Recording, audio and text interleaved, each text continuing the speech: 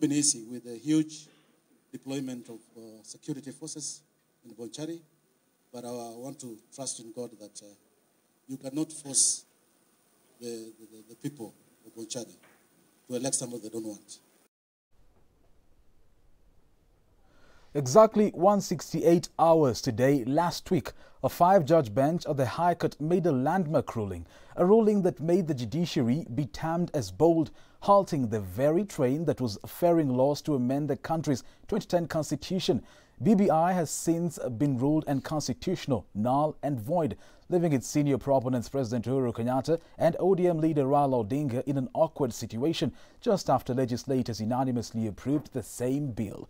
Well, Jubilee Party, the ruling party, bagged no victory in all the 3 just concluded by-elections. My name is Lincoln Obogo. Our sign language interpreters tonight are Michael Maithia and Teresia Washira. We ask you on our question of the day tonight. Do you think the state is misusing its machinery? Do you think the state is misusing its machinery? Speak to us and share your feedback through our SMS line 111 or on our social media handles at Switch TV Kenya or at Lincoln Wambogo. Remember to use the hashtag tipping point so we could keep this conversation as interactive as possible. Our guests definitely will respond to your comments and answer your questions. They are Kajiado Deputy Governor Martin Moshisho and Nurdin Kagai, a political analyst and lawyer. We also convey the apology of Uasin Gishu Women Representative Gladys Boschele, who was expected to be part of the panel tonight. Now, we can start. Gentlemen, thank you for joining us.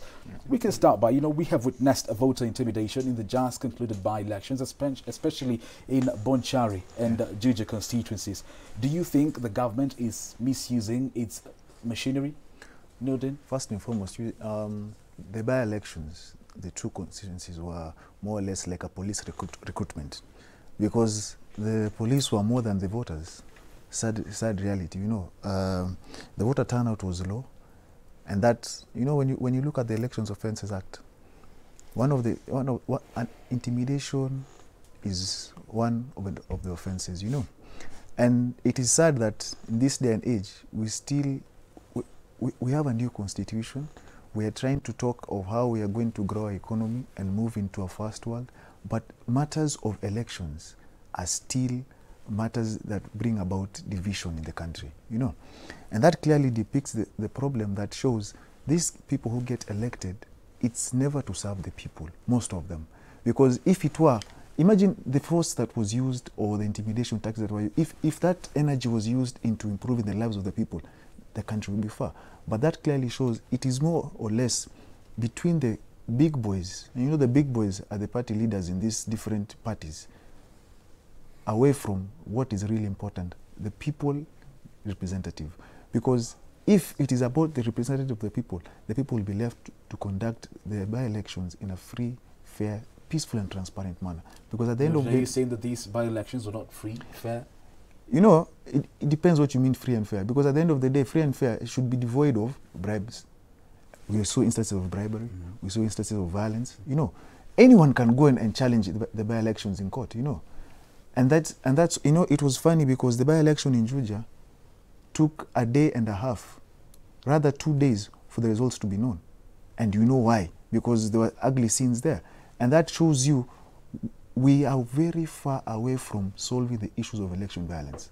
And that is what we need to go to. Because if at all this is a precursor for 2022, then things will be bad. And this is not how things are supposed to be, because we are easily forgetting where we were back then. That led to the loss of so many lives in 2007. So you're simply saying that the government is misusing its machinery? It's not just the government. Because the government was not vying. So those who are state operatives misbehaved.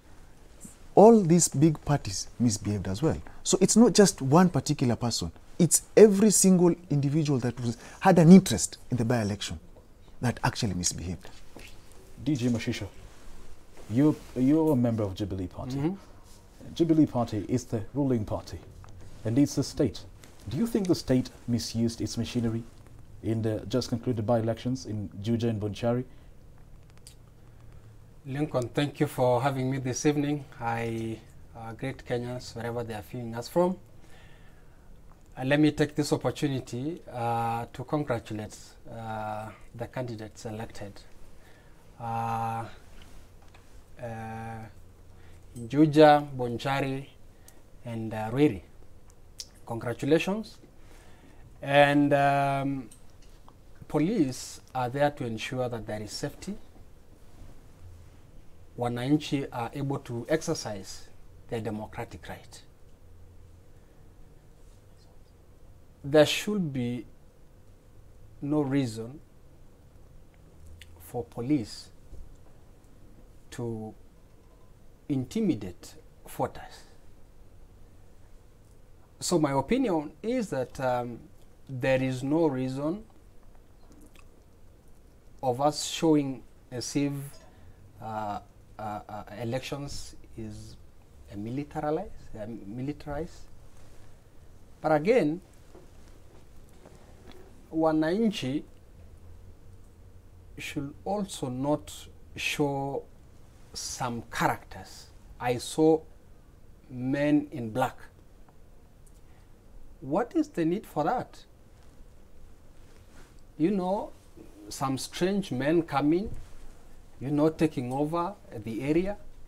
I think there is no need, and police should come in anytime law is violated or there is disruption in the election process. I have always really stood against police harassing people for no reason.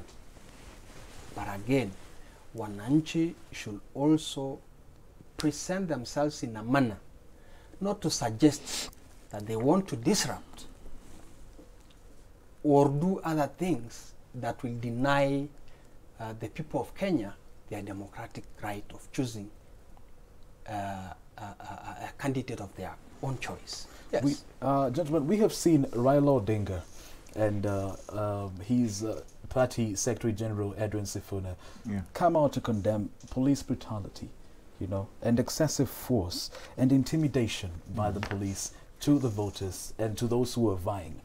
Do you think this is a threat to the handshake, Noordin? I wouldn't say so, because the only people who know what the handshake means is the president and the former prime minister. Perhaps we can actually read the tweet. What we have witnessed in the by-elections in Bonchari and Juja is an abuse of police powers and an arrogant display of impunity by a few overzealous and bellicose government factionaries. That's Raila Odinga. Noordin, do you think? You see, the verbose tweet, in short, he was just saying Matiang'i misbehaved. Because at the end of the day, if you've listened to Sifuna very well, he has categorically said that it was more or less a contest. One, the Minister for Interior was trying to assert himself in Kisii politics, and they have an issue because they are trying to show the ODM dominance. You know, ODM has lost a by-election in Kakamega, so there was no way they were going to lose another by-election. And Kisii is seen as their stronghold. The governor from Kisii is ODM, so he also had to show his might there. So at the end of the day, that's why I'm saying, sadly the by-elections were never about the people. It was more or less about the big boys or these political party leaders, because at the end of the day, everybody was flexing their muscles. You know, in politics, anything that is seen as a statement to your opponent.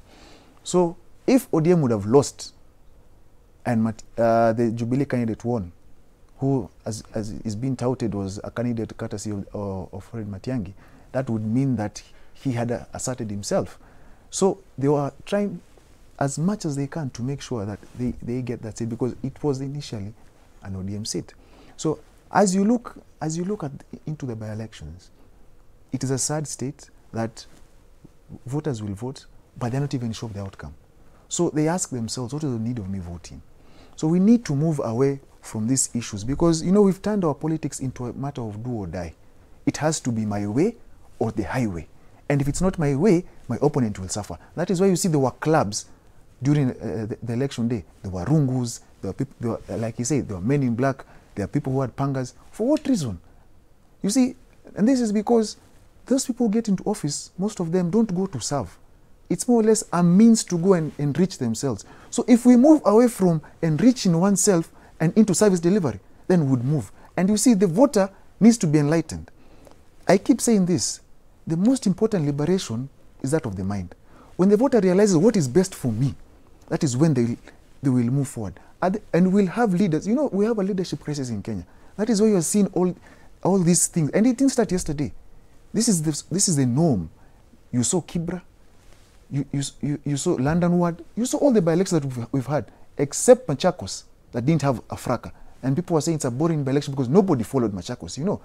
And so we need to move away. We need to remove the aspect of violence from our elections. And that is the only way we'll move forward. Because the moment you put violence, you know, they are all ladies. They are women who won't vote. Because that, you know, violence is a tool to intimidate some people so that others don't come to vote, and you end up winning. And that is something we need to move away from. You see, IBC has the Election Officers Act. We're actually waiting to, they say they're going to sue the governor for Kiambu. We're waiting to see if that happens. Because we need actions and we need examples. The moment a person is taken to court and action is taken, you know, there are fines. There's imprisonment. When you check the Elections Offences Act, if this is followed up to the latter, we will be able to stop. But if we have a by-election tomorrow, let's say between you and I, and the same happens, another one happens tomorrow between the DG and somebody else, they know even if we cause a fracas, it will go nowhere. Noted. Is Raila's tweet a threat to the handshake? I don't think so. I keep saying this. You know, we don't know what they really discussed except what they told us. Mm-hmm. You know, so a threat, only they would know what is a threat to them. That's a by-election. Because I believe for them, the bigger picture they have is the BBI. You know. So I highly doubt, that is more or less like bragging rights. Sifuna sees himself that he delivered the seat. Mm-hmm. The governor sees that he delivered the seat. And then the party leader sees that ODM is still strong in Kisii. So that has nothing to do with the handshake. It's more or less like he'll call his brother and tell him, you know what, keep so-and-so in check. Mm-hmm. That's the way. But I highly doubt it's going to affect them because only they know what they discussed. Now, we can actually look at Edwin Sifuna's tweet. Now, Edwin Sifuna says in his tweet, he says, Interior CS Fred Matiang'i has chosen to involve himself in politics, misusing the provincial administration police to intimidate, harass and assault opponents in a bid to force himself onto the Omogusi as their leader. President Uhuru Kenyatta must sack Matiang'i, a Kuje ground. DG Moshisho, there are calls to, you know, for Matiang'i to resign from his position. They're saying that, you know, he's misusing his powers.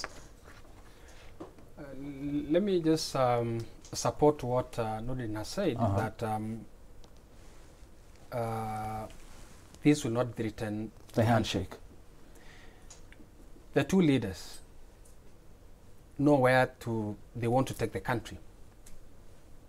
And some of the issues they want to overcome are things we're seeing right now. And it is my prayer that this BBI is going to go through and a lot of things is going to change. But let me also say that I totally support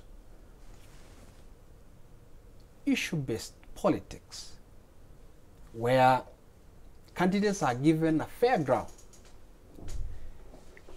Let candidates sell their agenda to the people. Let them be elected on the basis of the agenda, their manifesto to the people of Kenya. We should not harass one candidate, give another fair ground. We will not get honest leaders elected by the people. And I think we need to graduate our politics from intimidation, from, I don't know, threats, and allow the Kenyan people to elect leaders for themselves, by themselves. I don't know Fred Matiang'i's ambitions. We are yet to know. But there is a feeling among other politicians that probably the CS for Interior wants to join politics. We are yet to know. What we know at the moment is that he is the cabinet secretary in charge of Interior. And you know, there is no problem for politicians to say, or Kenyans to say, we don't want to see excessive, you know, power by police. Fermat Cheng is our leader. Let him hear and also advise our police service officers to reduce their power, give Kenyans some space to breathe, and to be able to have an ample space to elect the leaders of their choice. Yeah, so let's dialogue. Let's not also, you know, feel to accept positive criticism. We are in Kenya. This is our country, and we have to shape this country for the better. Gentlemen, we have witnessed low voter turnout in the recent by-elections. What can you attribute this to? Are Kenyans now not interested in practicing their civic duty of going to vote for their leaders, DG? That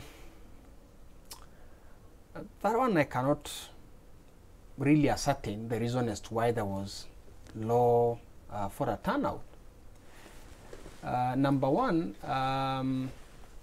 you know, the campaign teams should also have done proper mobilization of people to come and vote. So sometimes, if people have not been whipped to come and vote, of course there will be a low voter turnout. Of course, Kenyans are having a lot of other things they are thinking more about than elections. Their civic duty. You know, difficult moment. You know, economic times are really hard. So I would not really blame Kenyans. I really understand that these are very difficult moments that we are in, and we're having this by-election. As far as, yes, it is our civic duty, but yeah, I understand the time. Yeah. No, do you agree with DG Moshisho that hard economic times are the reason why Kenyans did not come out in large numbers to vote in their leaders? You know, historically, by elections, the turnout is usually low. Because, as he said, for example, you see, during these hard economic times, courtesy of COVID and whatnot, people are moving. They are trying, maybe I was in point A, I moved to point B for greener pastures, or I moved to point C. Some of them are actually struggling to survive. And then the other thing you have to realize, it was on a working day. So maybe some of them didn't get the opportunity to go and vote because they were working. So you see, a low voter turnout in a by-election is really neither here nor there, because it's a bit historical and it's kind of normal. It happens from time to time. But the other thing, as a voter, you also need, if you had the time and you didn't vote, you have to realize that good or bad leaders are elected by those who vote and those who don't vote. It's a civic duty, right? But we also have to be alive to the fact that maybe some just felt that it was an exercise in futility. You realize? And that is sad, because you see, you should never abdicate your power. You know, the sad reality is that the Kenyans have forgotten that sovereign power is with them. And when you have a member of parliament, an MCA, a governor, a president, they're only exercising your power that you've delegated. And so we have ended up giving our power to individuals who will decide whether we'll have peace or no peace in the country. But you have the power to take it back. You have the power to recall them. In short, you have the power to hire and fire. You are more or less with an employer-employee contract. You can decide today, Lincoln, you're going home, I'm going to put somebody else in that seat. And we forget how powerful we are. And that is why we need to go back and retrace our steps, so that we realize, you see, courtesy of the by-elections, Like, let's take, for example, the Juja one. That is a signal, it's a sign of things to come. It happened in Msambweni, for example, where the popular candidate doesn't get the ticket they want, they go out to a different party and they win. Or go to independent and they win. We have instances where people who went for nominations in parties, they lost the nominations unfairly and they won as independent candidates. So maybe the voter is waking up finally. And that is what we need to discuss going forward, where the voter can now differentiate the wheat from the chaff, where the voter can now see issue-based politics and politics that is going nowhere. You know, I keep saying that we have a distinction between a politician and a leader. A politician is one who does everything in his or her power. Let me be gender sensitive, right? His or her power to enrich or for self-enrichment. A leader is there to serve, protect, and help grow the economy of the people, for example. A leader is supposed to? It's supposed to be a visionary, selfless, and patriotic individual. And patriotic. Having witnessed voter intimidation in the recently concluded Juja and Bonchari by-elections, do you think the government is misusing its machinery SMSs on 111, 444, 111 at Switch TV Kenya? This is Tipping Point, and at Lincoln, Wambogo. The conversation continues after this short commercial break. Stay tuned.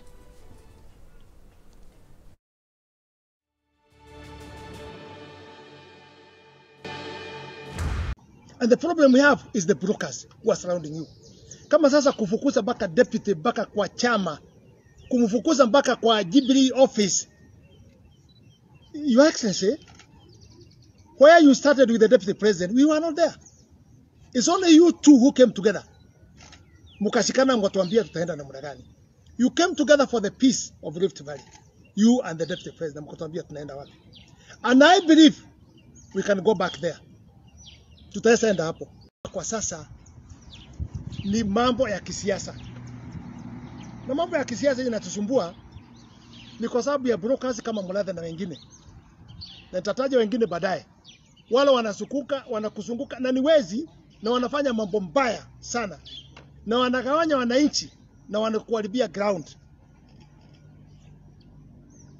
Ukiangalia matokeo ile imetokea kwa siasa hii ya uchaguzi wa Junja, Rulie, hata huko Kisii, hapa Nakuru, London, hata Naivasha. Your Excellency, I will tell you openly, there was no win in Naivasha.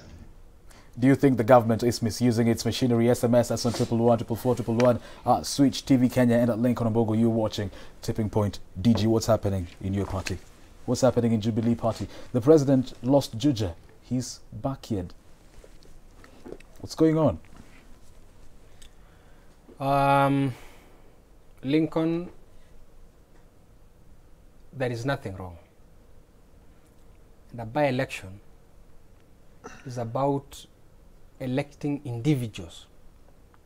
It is not electing parties. Not like a general election where some of the positions are carried, especially where some parties are dominant. And the party primaries are the main election. And because the region support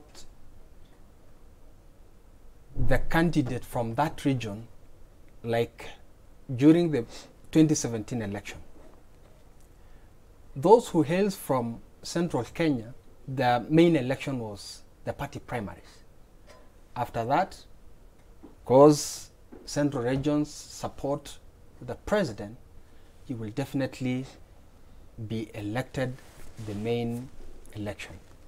But a by-election is different because you stand as an individual. And it is never about parties. We have seen candidates being elected as independent candidates. And big parties like Jubilee, ODM fail. An independent candidate sails through. This is a very good opportunity where Kenyans are able to weigh the ability of the candidate being elected. And I think it's a fair ground. And, you know, Honorable Kwemberi,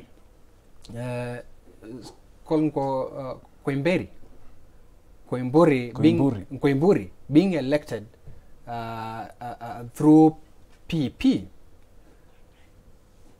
is something that we support. He has been elected. He is the person that the people of Juja has hope with, and therefore we should not say President Uhuru Kenyatta has lost grip. It was not about Uhuru Kenyatta. It was about the people of Juja electing someone whom they believe will deliver services to him, and therefore that is all about democracy. And we want to say the people of Juja exercise their democratic right, but that do not suggest that President Uhuru Kenyatta has lost grip in central Kenya. Do you agree? Do you agree with DG Mushisha? You know, if you were to look at Juja, for example, George had actually vied in the previous election, and he was number 3, if I'm not wrong. You know, in a by-election, for you to win a by-election, you have any party that is fielding a candidate, he or she has to be the right candidate. You know, a by-election is different from, like you say, from general election, because most of the time people, they interrogate a by-election. I wish we should interrogate the general election as much, because in Juja, people voted for who they wanted. You know, usually say politics is local. Juja just showed how local politics can be, because that is the person they felt attached to, or the person they felt is more or less their quote-unquote savior, or the person who can actually be their representative, because maybe for a certain reason they feel closer to him. And that is why he won. Now, going to the president, as you're asking, it's not, you know, we should Before even going to the president, let's look at Jubilee as a party. I mean, we cannot completely rule out the fact that parties have their regional strongholds, and Juja just seemed to be Jubilee's stronghold. It's actually his backyard. His backyard. It's Kiambu. We can't completely rule out that fact. You know, first and foremost, you have to agree that, one, there's Jubilee A, that is headed by the president and Morade, Tuju and whatnot. There's Jubilee B, that is Jubilee, courtesy of the election in 2017, but they're in UDA. You realize? So that is a house that is divided into two. The sad reality. They formed, they formed like the Bayern Munich of football, a machine, but now that has disintegrated, courtesy of internal rankles. Now, if you are to look at the backyard, for example, what Juja showed, for example, the incumbent, the governor, one, is unpopular on the ground. Two, Wamushomba is unpopular on the ground. And you know why? Because you see, in a by-election, there are these elected leaders who campaign. So some are saying that Moses has elevated himself. But you know, in politics, you also have to realize that there are no shortcuts. In evolution in politics, there's no, you just can't wake up today and become, it's like those who are talking about the succession in Nyanza. You just can't wake up and succeed Raila Amolo Odinga. There's a process. And for there to be a vacuum like he's created, it's not by chance. It's intentional. There's no way you will groom someone to take over from you while you're still there. You realize? So, in the mountain right now, there are rumblings. Because one, the president is leaving, courtesy of the constitution. And so they're asking themselves, where are we going after this? That is why you're seeing some people are trying to assert themselves on the ground. And that is why we also, as we can also see, the speaker, J.B. Muturi, wants to be installed as a spokesperson. That is politics in play. Because you see, there is no way there'll be an exit without a plan. And this is a plan that must have been hatched before, you know. So when you talk about the mountain, yes, there are issues. Some feel aggrieved, and there's a division. And the division is brought about by the division that is in Jubilee. And that is why you see there are some who support the president and some support the deputy president. And you know when a country is divided into two, because you see the presidency is a symbol, of national unity. When they are not reading the same script, the Kenyans are the ones who are going to suffer. Because they will never implement their manifesto, because they are always going to wrangle. There is always going to be politics, and you know political instability, no one will invest in a country that has political instability. When there's no investment, there's no employment, the economy will never grow. So you, Kenya, you're the ones who are going to suffer. That is why I keep saying we have a leadership crisis, because the vision that they had clearly is different. Or the reason they came together, they had different reasons. Maybe one wanted to win a seat and the other wanted to propel himself. You see, and that is the problem. It's more or less like the handshake. That's why I keep telling you. We can never say it's dead until Raila does a rally at Kamukunji.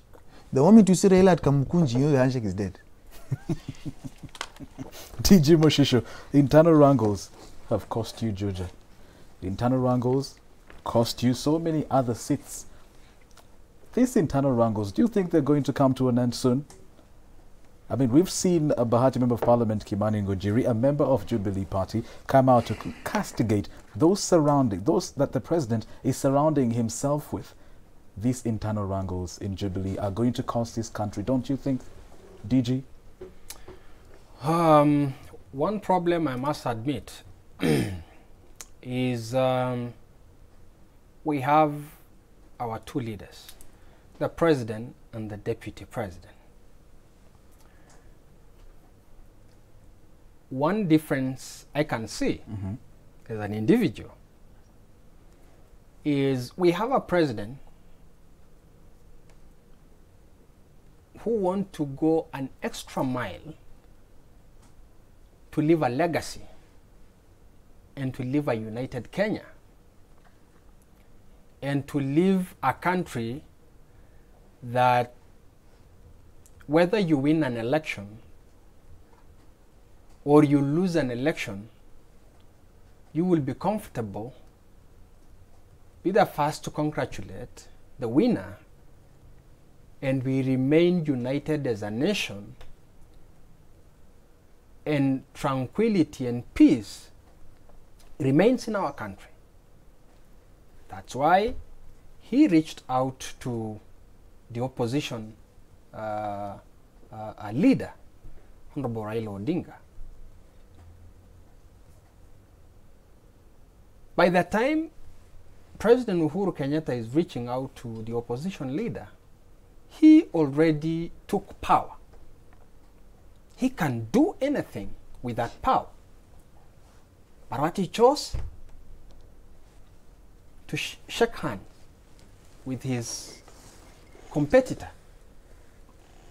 We have seen the political temperature going down. We have seen peace in our country. We have seen a lot of saying in our country, be it in the economic spheres, political spheres, and they started a discussion on how do we live this country better. That is the focus and direction of one leader, the President of the Republic of Kenya. We have another leader, the Deputy President, who is very ambitious, who is targeting 2022, and who thinks that by this handshake, I will be denied a chance. So are you saying, DG, that I'm just giving Ruto is derailing the president's achievement of his legacy? No, I'm just telling you the difference between the two leaders of the party. Yes. Because they came courtesy of the Jubilee Party. So I'm just giving you the disparity. The Deputy President is focusing on 2022. That's where I see the difference. I have never heard the president himself saying, we have fought, we have differed with my deputy in 1, 2, 3. The deputy president has never put in black and white that we have fought with the president and we have differed in 1, 2, 3. But as a common mwananchi, as a citizen of this country, I can just read and see the difference between the two leaders. Hence the result of Jubilee A, Jubilee B.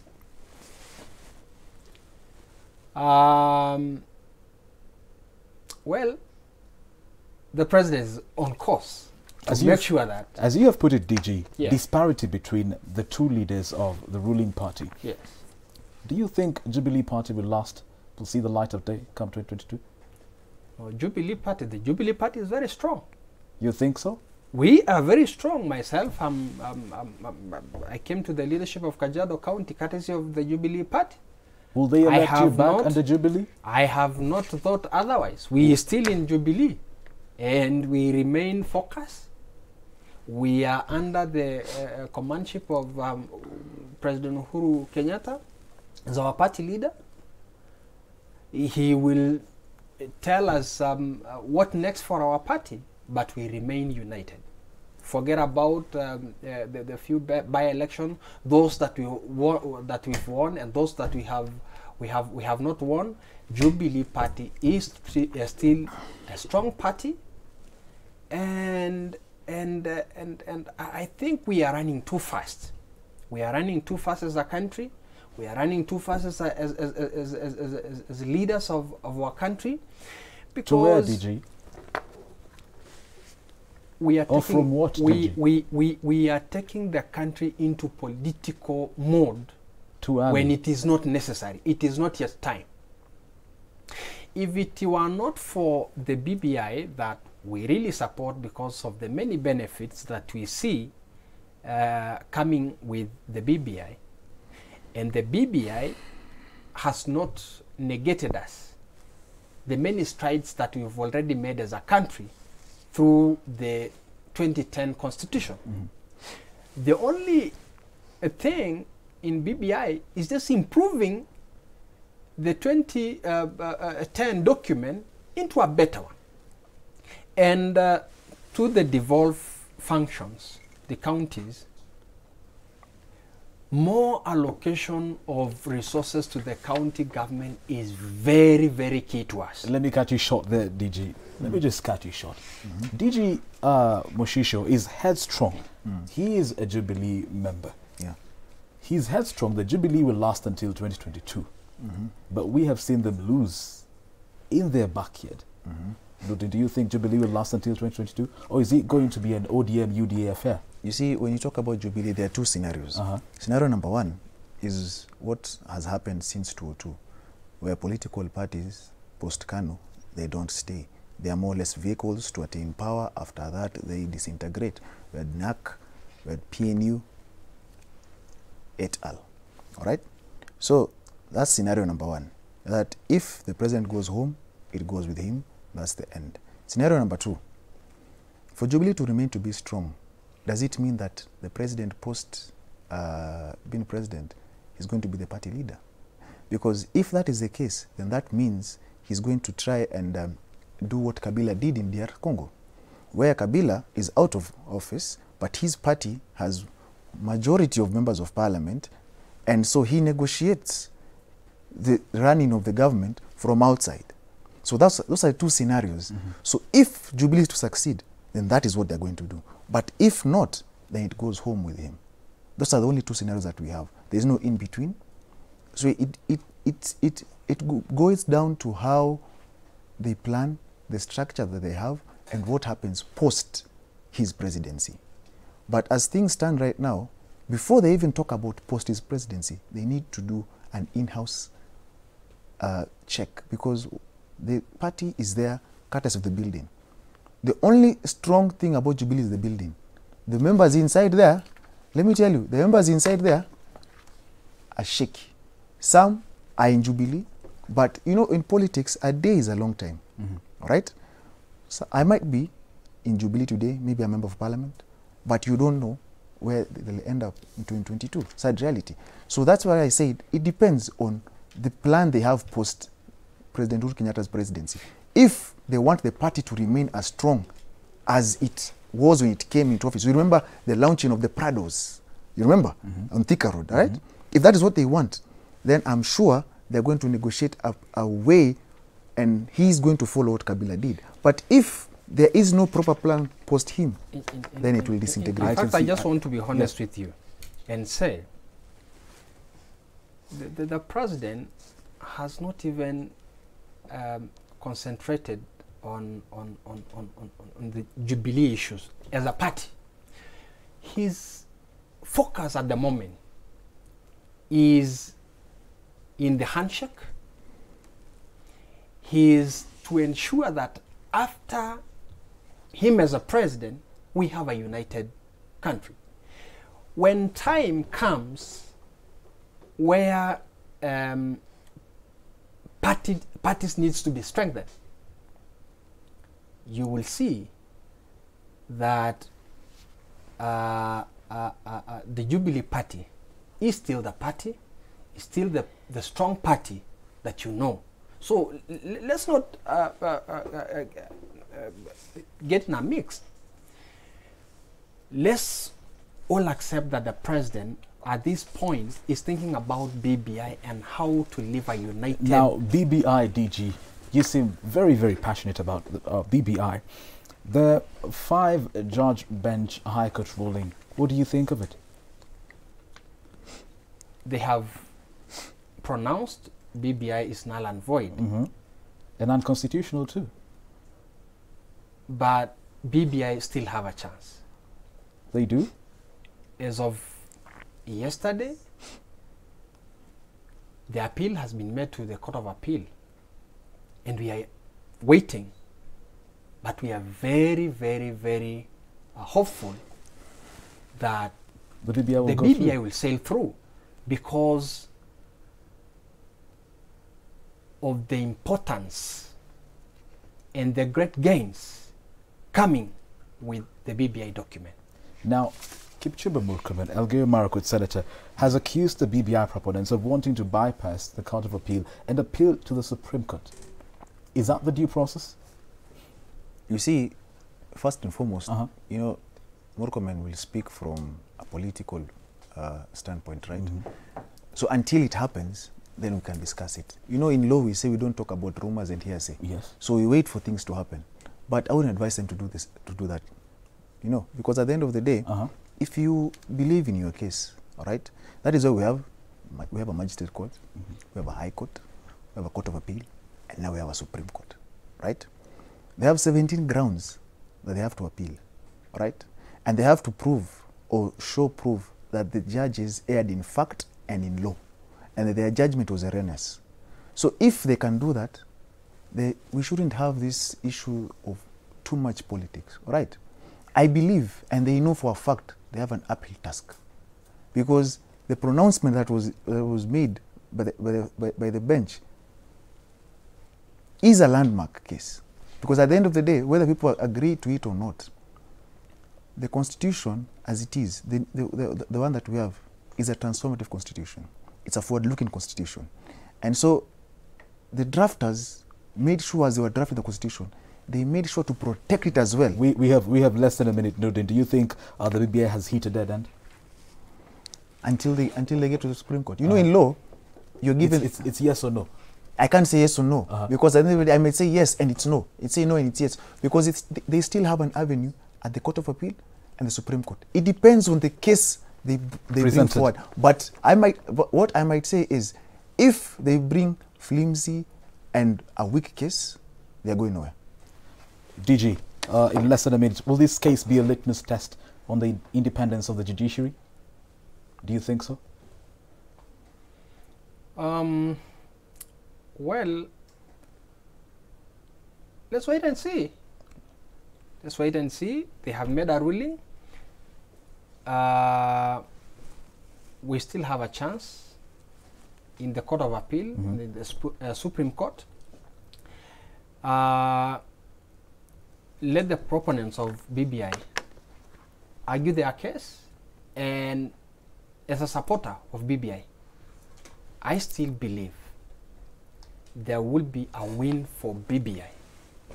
Thank you. Because the verdict was not fair. Thank you, thank you, DG. Well, the show has unfortunately come to an end, but the conversation continues next Thursday. The views expressed in this show do not portray the views of Switch TV, but rather are individual views. I am Lincoln Obogo, our sign language interpreters tonight, Michael Maithia and Teresia Washira. My producers, Daniel Karaoke and Clifford Dobie. Many thanks for watching. Good evening.